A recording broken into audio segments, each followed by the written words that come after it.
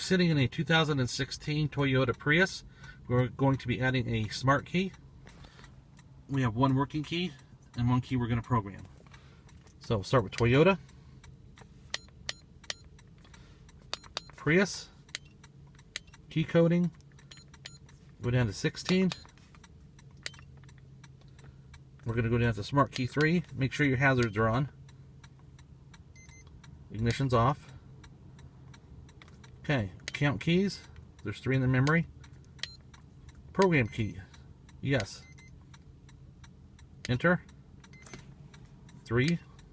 Okay, we're going to put the working key up to the switch. And then here's the new key. Heard it beep twice. Hit OK. Keys program 4. That's about all we got to do.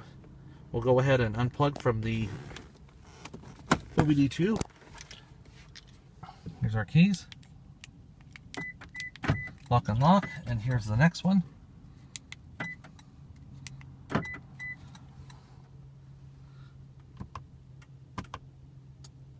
And everything turns on. We are done.